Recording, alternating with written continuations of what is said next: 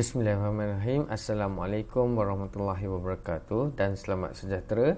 Nama saya Muhammad Ubaidillah bin Muhammad Jaafar, bernombor menteri A172100. Saya wakil dari Kumpulan 1 ingin membentangkan projek e-service learning yang dijalankan oleh kumpulan kami, iaitu bersama putuskan rantaian COVID-19. Berikut merupakan ahli kumpulan kami, iaitu Ahmad Syahrim, Edward, Muhammad Syazwan Farhan, saya sendiri Muhammad Ubaidillah, Muhammad Sahiri dan Muhammad Syukran. Pemilihan projek ini adalah kerana memandangkan isu pandemik COVID-19 yang merebak dengan cepat di seluruh dunia, terutama peningkatan kes di Malaysia yang semakin meningkat saban hari, yang kita boleh tengok pihak kerajaan, terutama Kementerian Kesihatan Malaysia dan Majlis Keselamatan Negara telah mengambil langkah dan inisiatif untuk membendung penularan kes COVID-19 negara kita. Contohnya seperti perintah kawalan pergerakan yang dilakukan di kawasan-kawasan yang terlibat. Namun apa yang menjadi perhatian kumpulan kami adalah peningkatan kes COVID-19 di sekolah-sekolah, kerana seperti yang kita sedia maklum, kanak-kanak merupakan golongan yang dikaitkan dengan tahap imuniti yang rendah. Berikut bukan petikan akhbar yang membincangkan, yang memaparkan kes COVID-19 di sekolah yang semakin meningkat, dan terdapat sekolah-sekolah yang terlibat juga telah ditutup. Contohnya seperti kes di Terengganu, di mana 3 buah sekolah di daerah Dungun diarahkan untuk tutup susulan terdapat pelajar yang disahkan COVID-19. Kes yang sama juga berlaku di Negeri Sembilan apabila beberapa buah sekolah telah ditutup kerana terdapat penularan kes COVID-19 di sekolah-sekolah yang terlibat. Objektif kumpulan kami adalah untuk memberi pendedahan dan pendidikan tentang cara rebakan penyakit COVID-19, untuk meningkatkan pengetahuan terhadap langkah-langkah pencegahan COVID-19 dan seterusnya meningkatkan pengetahuan tentang cara-cara membasuh tangan dengan betul, menggunakan hand sanitizer dan mengamalkan etika batuk yang betul dalam kalangan pelajar. Ini bertujuan untuk mempersiapkan pelajar ini, memandangkan sekolah akan dibuka pada 20 hari bulan 1 nanti, dan kami concern tentang macam mana pelajar-pelajar ni akan jaga diri masing-masing di sekolah. Sebab kanak-kanak kadang-kadang dia suka bermain, jadi sedikit sebanyak projek yang kami jalankan ini adalah bertujuan untuk memastikan bahawa pelajar mampu berdikari dan menjaga diri masing-masing ketika di sekolah. Ini adalah sinopsis projek kami, di mana kumpulan kami menyasarkan pelajar terutama bagi sekolah rendah untuk mengikuti program atas talian yang dijalankan. Sebelum mengadakan sesi pertemuan, kami telah menjadikan satu poster sebagai salah satu medium hebahan tentang maklumat projek. Projek ini kami jalankan atas talian menggunakan aplikasi Google Meet, di mana pelajar yang terlibat diberi pendedahan umum berkaitan penyakit COVID-19 dan cara-cara rebakan penyakit tersebut. Pelajar kemudiannya diajar tentang cara-cara pemakaian PPE, Personal Protection Equipment, seperti pemakaian mask, selain mengajar tentang etika batuk dan bersin. Selain itu, kami juga berkongsi tentang kaedah cucian tangan yang betul, cara-cara menggunakan hand sanitizer yang betul mengikut guideline oleh pihak KKM, selain memberi penekanan terhadap kepentingan mengekalkan penjarakan sosial ketika di sekolah. Ini adalah rangka kerja kumpulan kami, di mana kami bermula dengan sesi cetusan idea, di mana kami mengadakan perbincangan dalam kumpulan, sesi brainstorming untuk mengeluarkan idea sebelum pemilihan tajuk projek kami, iaitu bersama putuskan rantaian COVID-19. Seterusnya, pemilihan kumpulan sasaran kami pada awalnya adalah melibatkan pelajar tahun 6 di Sekolah Kebangsaan Ketenggajaya. Namun terdapat beberapa isu di mana pelajar tidak dapat menyertai projek ini. Jadi kami luaskan skop invitation. Kami invite pelajar-pelajar dari tempat lain juga. Seterusnya, dari segi pembinaan proposal, di mana kami bincang macam mana untuk melaksanakan projek, apakah yang ingin diketengahkan. Jadi kami memilih untuk menekankan tentang pendidikan kesihatan, terutama tentang wabak COVID-19 itu sendiri dan cara diapakan, menggunakan hand sanitizer dan cara membasuh tangan yang betul, etika batuk yang betul, selain pemakaian PPE, Personal Protection Equipment, contohnya pemakaian mask dan sebagainya. Jadi output yang disasarkan adalah untuk meningkatkan tahap pengetahuan terhadap COVID-19 dan langkah-langkah pencegahan. Seterusnya, kami menjangkakan bahawa pelajar akan lebih peka terhadap kepentingan mengamalkan langkah pencegahan selain meningkatkan tahap kesedaran terhadap kepentingan mengamalkan norma baru dalam kehidupan seharian. Selain itu, ahli kumpulan kami juga dapat mengaplikasi konsep pengurusan masa semasa mengendalikan projek, daripada sesi awal perbincangan, dari segi pembinaan proposal, pelaksanaan projek dan seterusnya sesi perbincangan dan refleksi. Selain itu, kami juga mampu meningkatkan kemahiran dan pengetahuan tentang wabak COVID-19. Berikut merupakan jadual pelaksanaan kami, di mana minggu ke-4 hingga minggu ke-8 merupakan sesi perancangan dan perangkaan projek peringkat kumpulan. Ada yang menggunakan Google Meet dan ada juga menggunakan aplikasi WhatsApp. Kemudian kami memilih tarikh minggu ke-9, iaitu pada hari Sabtu bertarikh 12 bulan 12 untuk sesi pertemuan atas talian untuk menjalankan projek ini. Berikut bukan catatan organisasi kumpulan kami. Ini pula merupakan gancat atau rangka kerja, di mana pada minggu ke-4, seperti yang saya beritahu tadi, minggu ke-4 pada hingga minggu ke-8 merupakan sesi pembincangan dan kumpulan lah, di mana minggu ke-4 kami sesi taklimat tentang projek semasa dalam kelas. Kemudian kami terus mengadakan perbincangan dalam kumpulan, menjadikan proposal. Kemudian kami dari segi pengumpulan, mencari dan mengumpul peserta, penyediaan bahan, pelaksanaan projek dan seterusnya perbincangan dan sesi refleksi. Jadi berdasarkan refleksi yang dilakukan, kami dapat kenal pasti beberapa kelebihan projek. Yang pertama, ahli kumpulan kami sendiri terdiri daripada barisan petugas barisan harapan, frontliner. Jadi secara tidak langsung kami mempunyai pengetahuan yang mendalam terhadap isu yang dikupas semasa sesi pertemuan.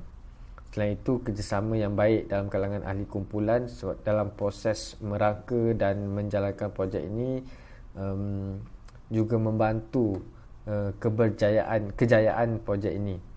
Seterusnya, dari segi pemilihan sesi pertemuan yang dijalankan melalui aplikasi Google Meet, sesi pertemuan atas talian memberi peluang kepada pelajar tanpa mengira tempat untuk menyertai projek kami.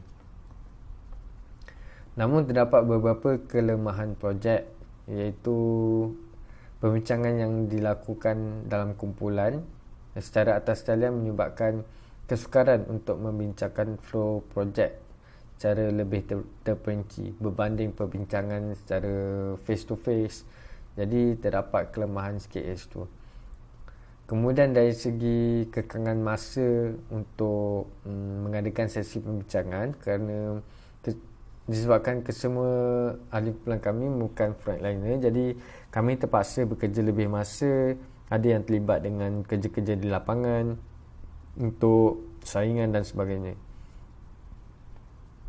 Kemudian terdapat kekangan dari luar, kekangan dari luar, iaitu kekangan dari segi kekurangan kemudahan, contoh seperti laptop, smartphone dan internet.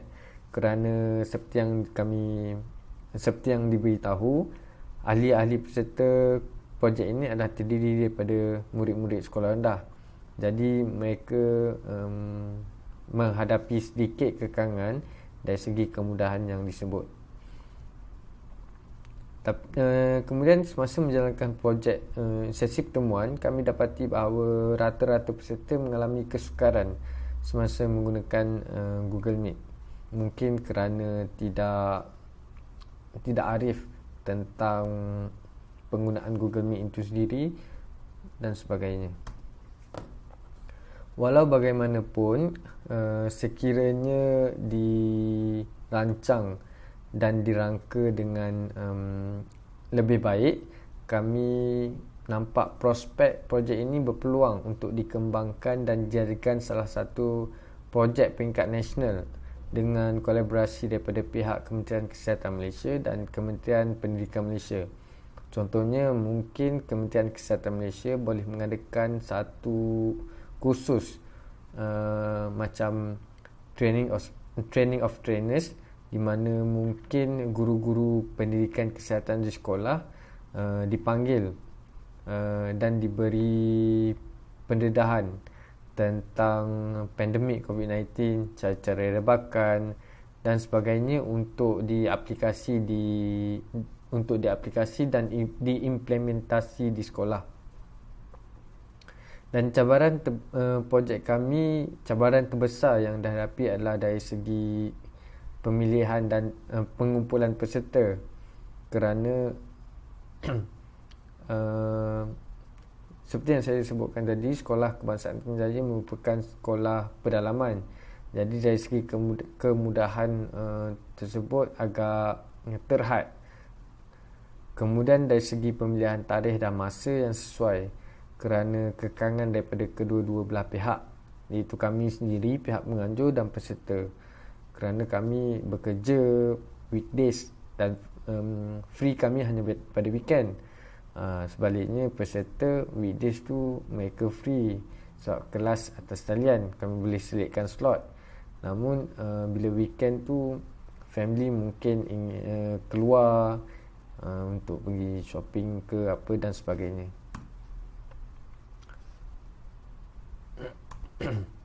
Ini adalah lampiran tentang projek yang dijalankan.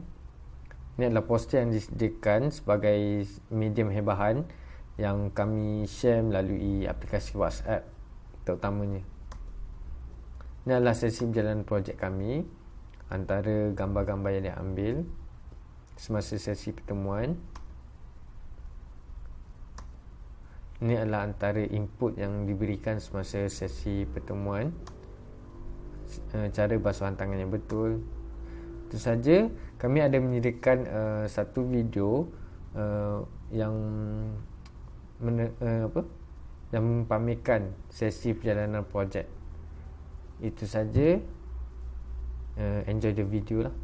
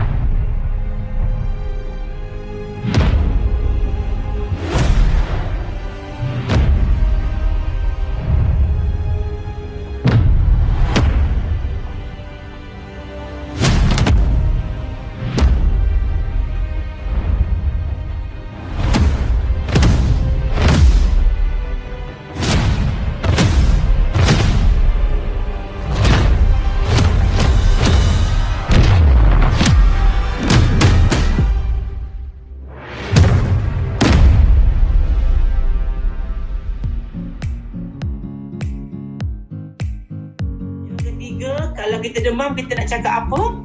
Kalau kita demam dekat sekolah, Kita nak cakap apa dekat cikgu? Saya demam. Ya, betul. Nanti bagi tahu cikgu. Cikgu akan bagi tahu dekat mak ayah. Faham ha? Lepas tu kalau kita batuk macam mana? Kita batuk, kita kena buat. Kita kena buat. Tutup Ni. mulut hidung. Ya, betul. Adik-adik faham lah tu.